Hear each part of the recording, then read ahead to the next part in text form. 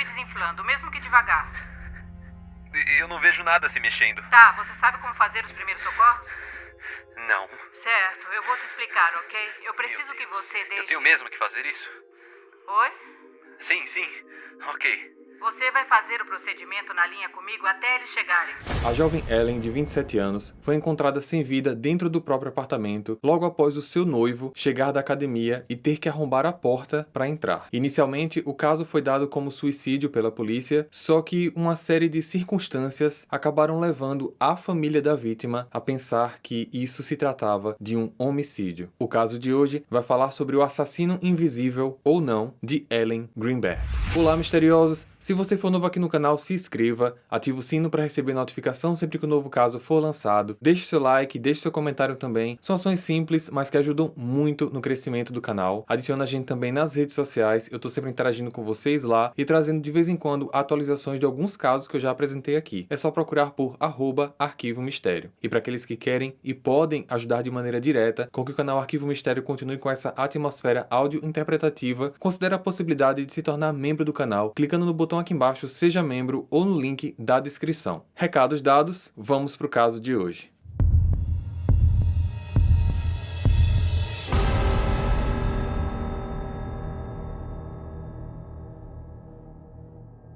Ellen Ray Greenberg nasceu no dia 23 de junho de 83, na cidade de Nova York, Estados Unidos. Filha única de Joshua e Sandra Greenberg, Ellen era descrita por todos como uma pessoa alegre, cheia de energia e com um sorriso marcante e contagiante. Todos que a conheciam não guardavam elogios para falar dela. Tinha um lindo relacionamento com os pais e por conta disso era muito próxima a eles. Ellen era chamada pelos familiares e amigos mais próximos de Ellie. A família morava em Harrisburg, mas quando Ellen foi para a faculdade, ela se mudou para Filadélfia para cursar pedagogia. Fez mestrado com especialidade em leitura e interpretação e começou a ensinar numa escola da própria Filadélfia, um trabalho que ela tinha orgulho e prazer em fazer. No ano de 2007, aos 24 anos, Ellen conheceu Samuel Goldberg, também de 24 anos, mais conhecido como Sam, um produtor da NBC Sports. A família da jovem relata que ela estava completamente apaixonada por ele e que ambos viviam um relacionamento muito feliz.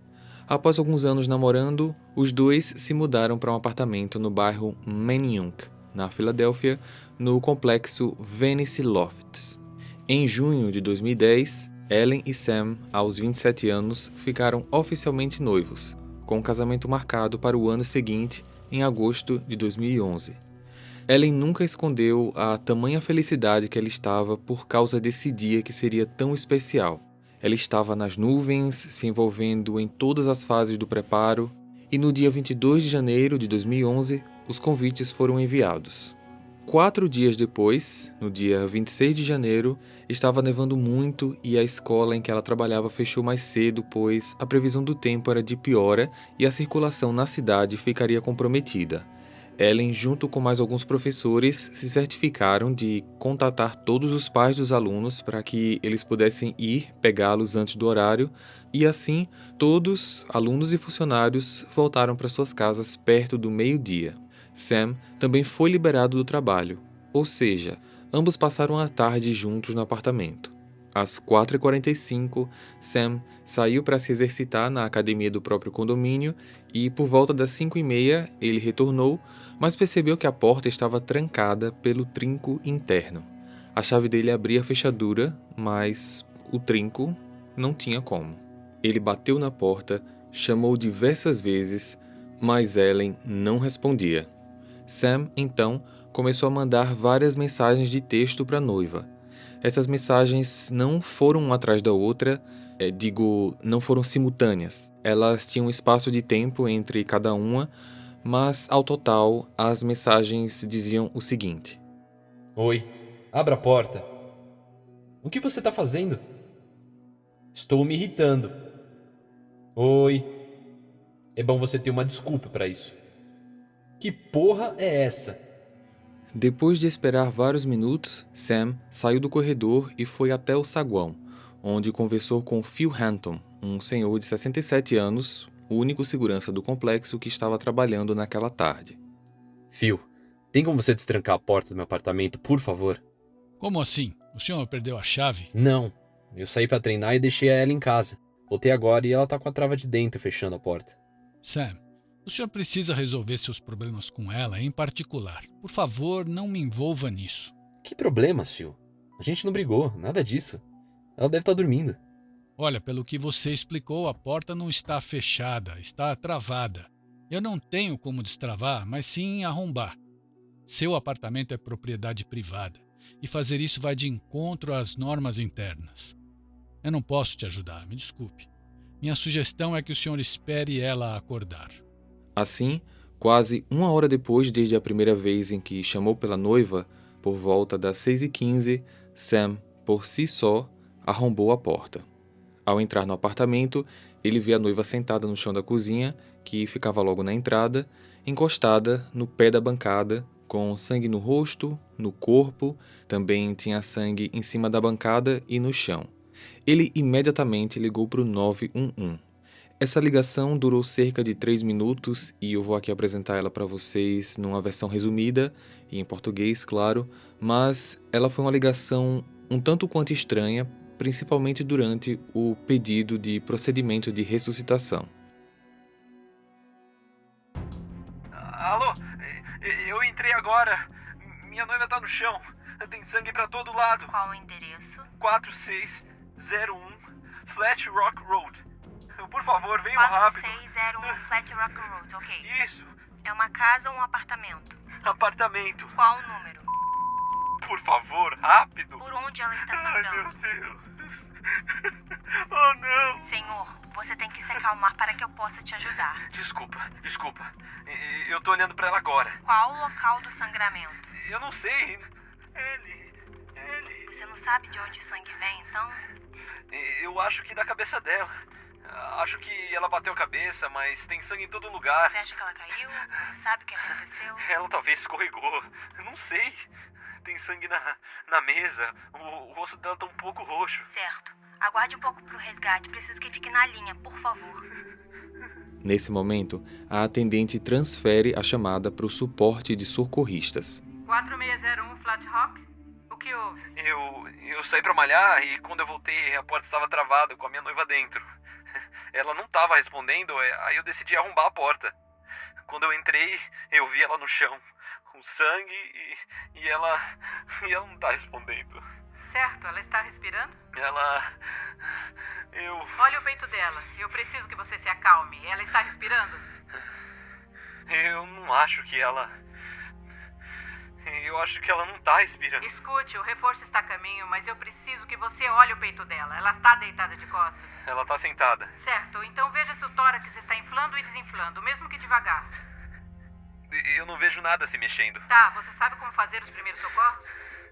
Não. Certo, eu vou te explicar, ok? Eu preciso que você deixe Eu tenho mesmo ela... que fazer isso? Oi? Sim. Ok. Você vai fazer o procedimento na linha comigo até eles chegarem. Deixe ela deitada no lugar reto. Abra e retire qualquer blusa que ela esteja usando. Tá merda. Se posicione ao lado dela. Ai, meu Deus. Ellie, por favor. Escute, você não pode perder o controle. Ok. Eu tô tentando. Eu vou deitar ela. Meu Deus, ela se esfaqueou. Ela o quê? Ela caiu numa faca. Não, ela tem uma faca nela, no coração dela. Ela se esfaqueou? Sim, eu acho que sim. Eu não sei. Ou ela caiu sobre a faca, eu não sei. Ok, pare, não toque nela. O que eu faço? Nada, não toque nela. Se ela tem uma faca no peito, o procedimento só vai piorar a situação. Meu Deus do céu. Tem alguém vindo pra cá. Sim, eles já estão a caminho.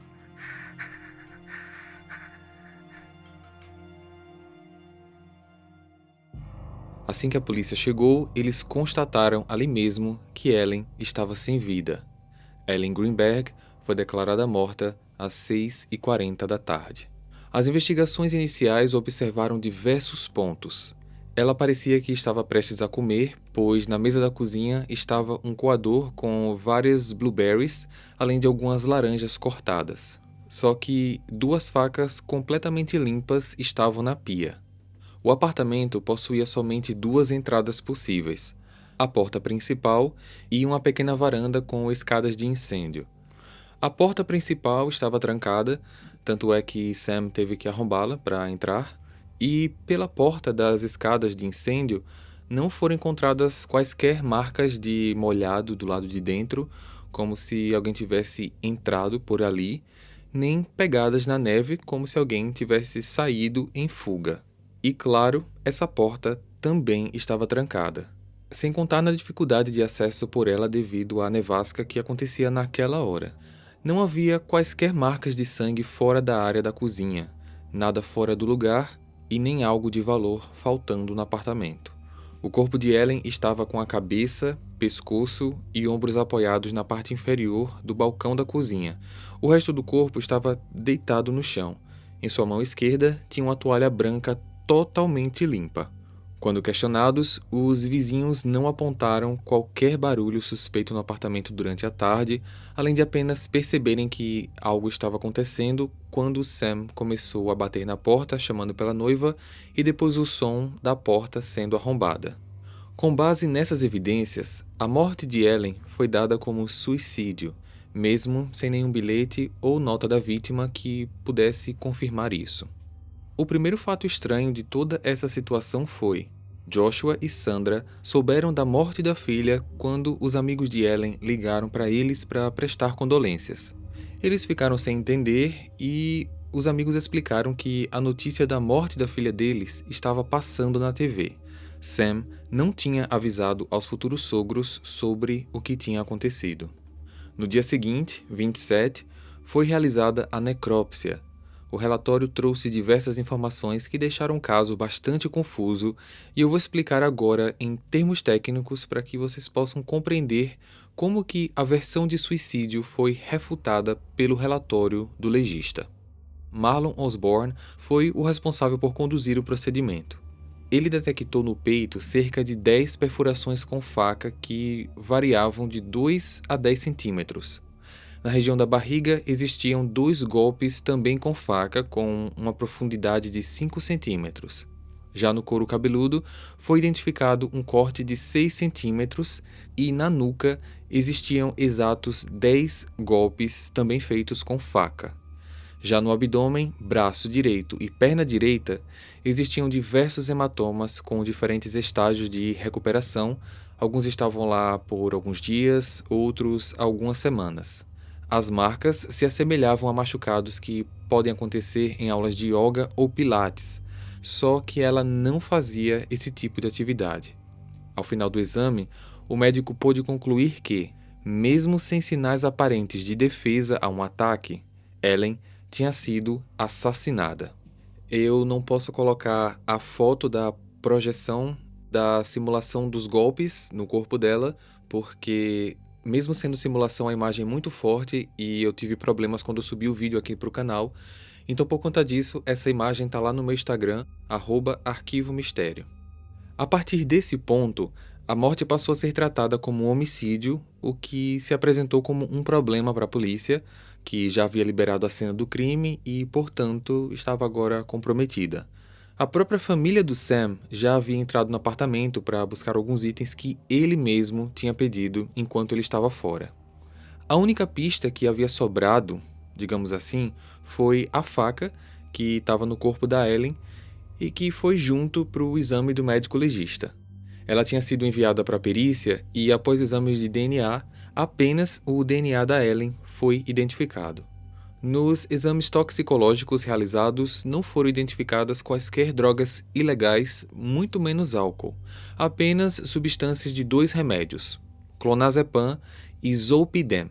E eu estou citando esses medicamentos agora porque eu vou retornar em alguns minutos para falar sobre esses medicamentos.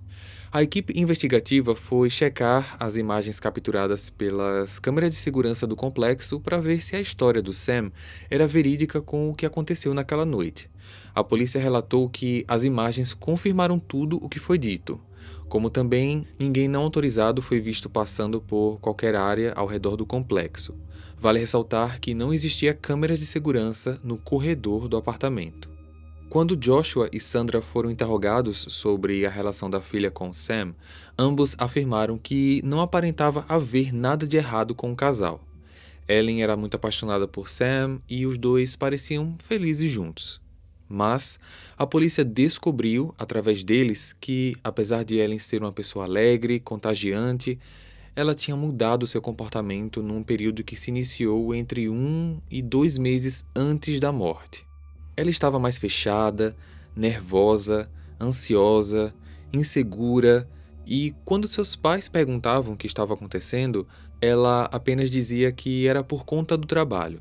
Disseram também que Ellen tinha desabafado o desejo de largar o emprego e que queria voltar a morar com os pais.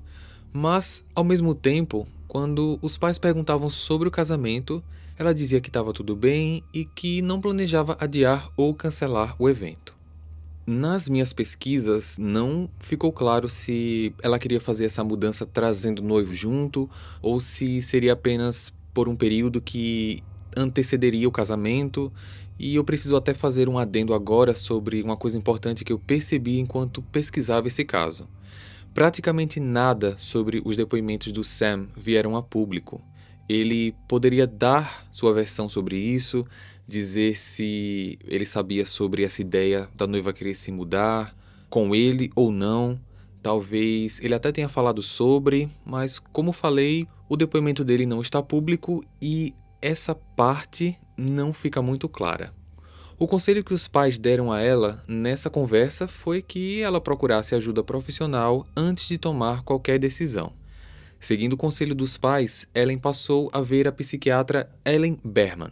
Percebam que as duas têm o mesmo nome, então eu vou identificar a psiquiatra pelo sobrenome, Berman. Quando questionada pela polícia, Berman relatou que sua paciente se sentia sobrecarregada no trabalho e que não havia relatado nenhum tipo de pensamento suicida. Os investigadores, então, perguntaram se houve algum relato de abuso por parte do Sam, mas Berman disse que não. Ellen nunca desabafou qualquer abuso por parte do noivo e falava somente coisas positivas sobre ele. A psiquiatra, inclusive, percebia que Ellen esboçava um sorriso enorme no rosto quando falava do Sam. Berman diagnosticou Ellen com um quadro de ansiedade severa e receitou a ela os medicamentos clonazepam e zolpidem, remédios antidepressivos que a ajudariam a dormir, as exatas substâncias encontradas nos exames toxicológicos. A última consulta de Ellen com a doutora foi no dia 19 de janeiro de 2011.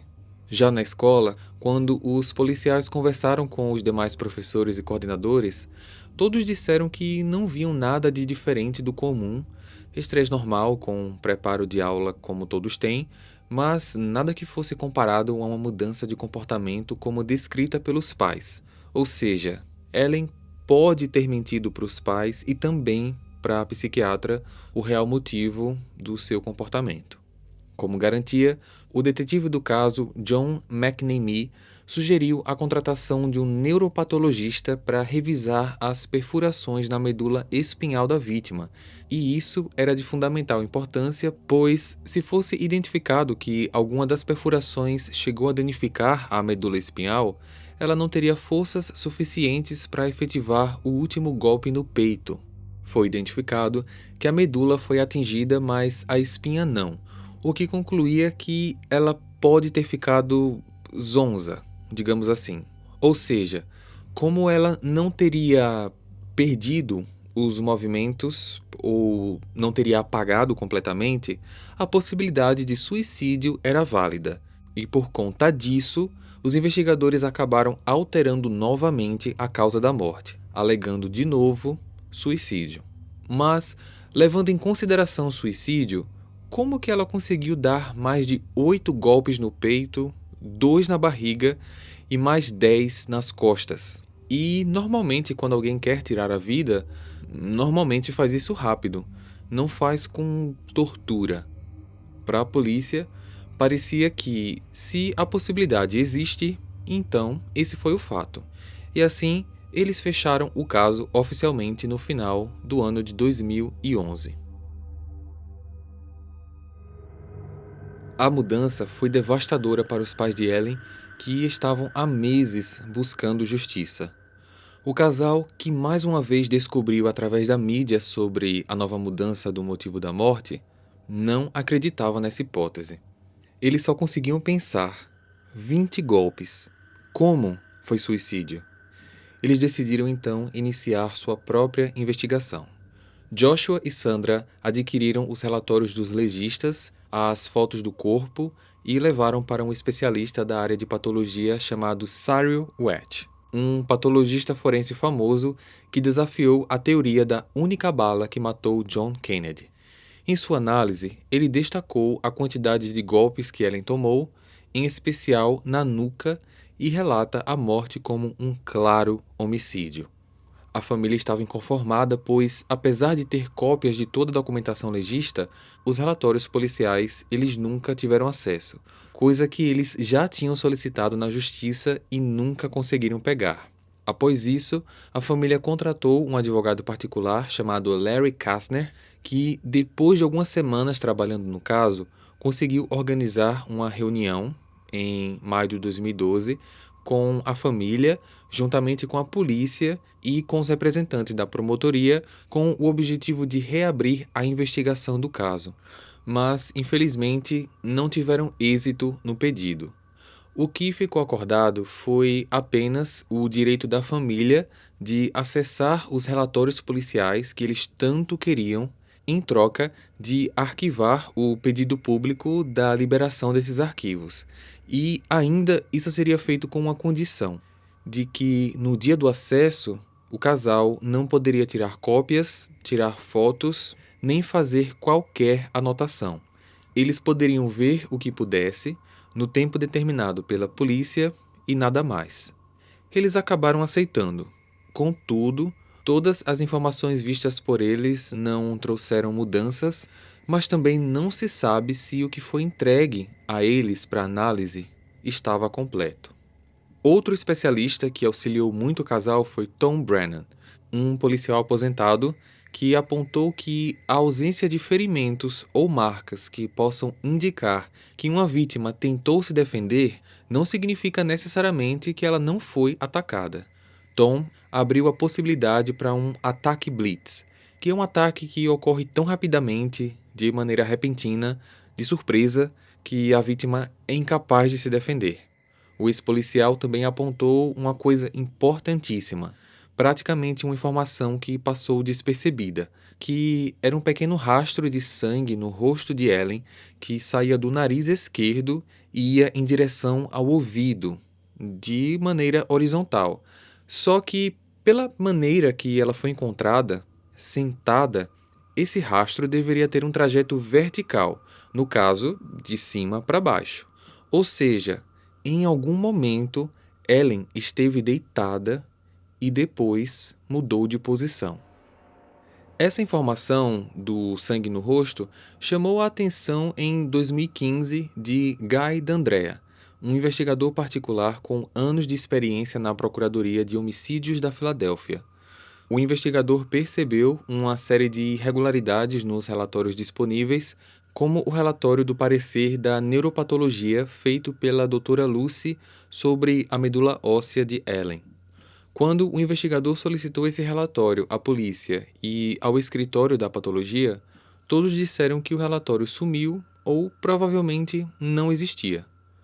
Tom, ainda acompanhando o processo e agora em contato com o investigador Guy, acabou descobrindo que o laboratório, mesmo sem ter relatórios, ou depois de ter perdido eles, ainda mantinha guardado um pedaço da medula espinhal de Ellen no consultório do legista. Ele entrou em contato com um patologista da sua confiança, chamado Wayne Ross, para que pudesse examinar, e o resultado, dessa vez, trouxe a informação de que um dos golpes tinha perfurado o local, atingindo nervos e cérebro, o que resultaria em dor intensa e até na perda de consciência. E a principal situação estranha, a questão da trava da porta.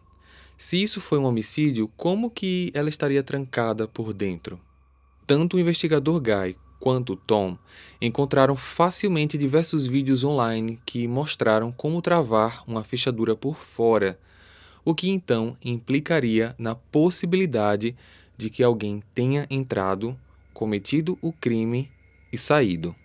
Em outubro de 2019, a família entrou com uma ação civil contra o médico legista da Filadélfia e a patologista que realizou a primeira análise. Esse processo ainda está em andamento. Em 2020, o atual advogado da família, Joseph Podraza, trouxe a público novas informações, algumas delas que estavam guardadas há quase 10 anos. Numa análise no computador da Ellen, foi encontrado algumas pesquisas como suicídio rápido, suicídio sem dor e métodos de suicídio, mas nenhum dos resultados das buscas incluíam a forma como tudo acabou acontecendo.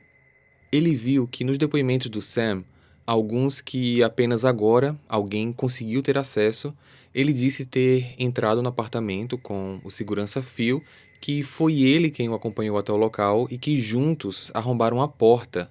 Só que nos depoimentos do Phil, o mesmo disse que mal tinha se levantado da mesa e que Sam saiu sozinho da recepção.